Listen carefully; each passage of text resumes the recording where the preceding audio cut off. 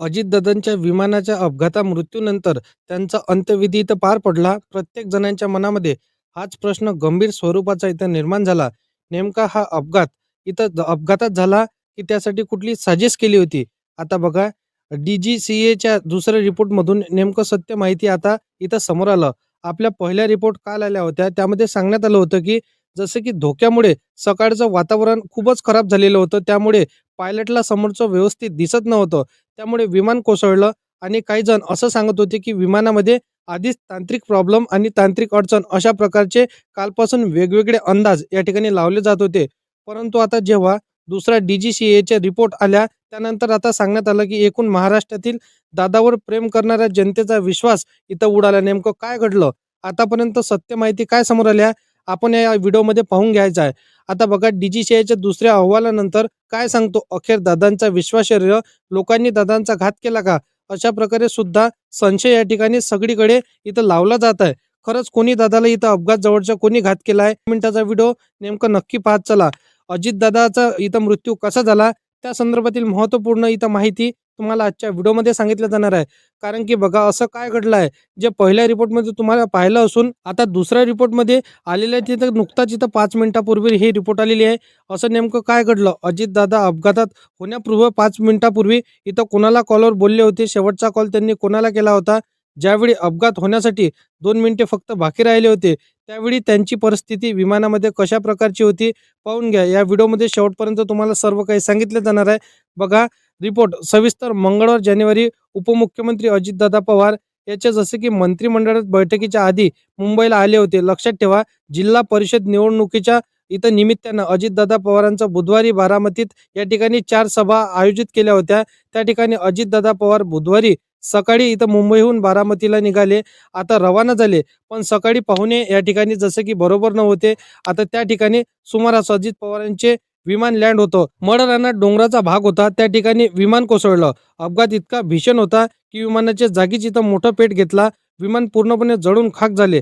तातडीने अग्निशामक दलाच्या गाड्या आणि जसं की वैद्यकीय पथक घटनास्थळी इथं दाखल झाले आणि विजयच्या आलं. त्यानंतर जसं की वैद्यकीय पथकाने सुद्धा तातडीने कारवाई चालू केली.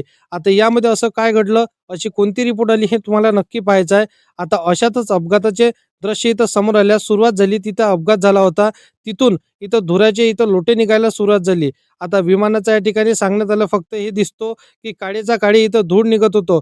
परंतु भीषण आग या ठिकाणी विमानाला लागली होती. नेमकं त्या ठिकाणी काय घडलं होतं?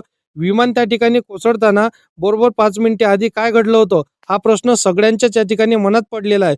अशातच DGCAच्या दुसरा रिपोर्ट या ठिकाणी काय आलाय? विमानात असलेल्या सर्व 5 जणांचा मृत्यू झाल्याची माहिती DGCAच्या रिपोर्टच्या माध्यमातून आपल्याला सांगण्यात आली. या ठिकाणी मुख्यमंत्री आणि उपमुख्यमंत्री हे देखील उपस्थित होते. परंतु आता बघा, राज्याचे उपमुख्यमंत्री अजितदादा पवार यांच्यासह त्यांचे सुयश इथं सहाय्यक आणि सुरक्षा रक्षक या ठिकाणी होते. आतापर्यंत समोर आलेल्या माहितीनुसार या अपघातात अजितदादा पवारांसोबत त्यांचे या ठिकाणी PA आणि त्या ठिकाणी जसं की विदीप जाधव पायलट आणि कॅप्टन इथं सुमित कपूर कॅप्टन जसं की शंभवी पाठक यांनी या ठिकाणी आणि पायलट अटेंड पीक माळी अशा प्रकारचे हे तर 4 ते 5 जण त्यांच्यासोबत होते. परंतु या 5 जणांचा समावेश होता. या ठिकाणी खाजगी विमान या ठिकाणी विसार या कंपनीचं होतं. आता जसं की लिअर डेट 4 या टाईपच्या या कंपन्यांचं हे विमान काढलेलं होतं. परंतु या ठिकाणी बघा, सकाळी 8:10 मुंबईहून इथं टेल ऑफ या ठिकाणी केलं जात होतं. त्यानंतर 8:50 हा विमान बारामतीत लँड होणं होतं. आता बघा, पण लँडिंग वेळेवर इथं या ठिकाणी झाली नाही आणि अपघात घडला. परंतु असं काय झालं DGCAच्या रिपोर्टमध्ये, जे तुम्हाला पाहणे आणि धक्का देणारी बातमी असणार आहे. कारण की बघा, आपल्या राज्याचे लाडके मुख्यमंत्री म्हणजे अजितदादा पवार बारामतीत जाताना त्यांचा मोठा मृत्यू झाला. परंतु बघा, ही DGCAची रिपोर्ट आपल्याला काय सांगते? अपघाताच्या अगदी काही सेकंदाआधी कॅप्टन शंभवी पाठक यांचे जसे की शब्द होते की ते शट यांचा अर्थ त्यांना भयंकर काहीतरी इथं जाणीव होती. ते आता नियंत्रणाबाहेर विमान गेलं होतं. वैमानिकांची जे काही आता त्यांना कॉल गेला होता. परंतु हे चौकशी सध्याला इथे या ठिकाणी सुरू झाली. पण विमानाची कोणतीही जसे की सिस्टीम फेल झाली. नेमकं विमानात काय झालं होतं? प्रत्यक्ष दर्शनी इथं लोक उपलब्ध या ठिकाणी होते का? त्यांनी हे सांगितलं की एकूण अंगावर काय येतो. परंतु बघा इथे विमानाला जसं की कशाप्रकारे इथं सिस्टीम हॅक झाली, त्या व्यतिरिक्त विमान इथं कसं आपल्या आउट ऑफ कंट्रोल झालं, हे सर्व काही आता त्यांना आपलं या DGCIच्या रिपोर्टमध्ये आपल्याला पाहायला मिळत आहे. कारण की बघा इतक्याच वेळामध्ये भीषण विमानाला आग लागली. त्यांच्यातून इथं 2 मृत्यूदेह इथं आपल्याला पाहायला मिळाले. परंतु त्याहूनही बघा इथं महत्त्वाचं असणार आहे की विमानाला आग कशी लागली आणि त्यानंतर मंत्र्यांचं विमान हे तर सुरक्षित असायला पाहिजे. परंतु यामध्ये बघा 2 ते 3 दिवसांमध्ये ते उघडलेलं आलं. त्यामध्ये नेमकं काय झालं, रेकॉर्ड झालं काय, परिस्थिती होऊनही म्हणजे बघा या ठिकाणी आता अजितदादांना भावपूर्ण श्रद्धांजली हे सर्व जणांनी दिली. परंतु बघा आपल्या महाराष्ट्रामध्ये मोठा इथं धक्का आहे. सर्वांना बसलेला लाडक्या बहिणींचे लाडके भाऊ म्हणजे अजितदादा पवार यांचा अशा अचानकपणे मृत्यू झाला.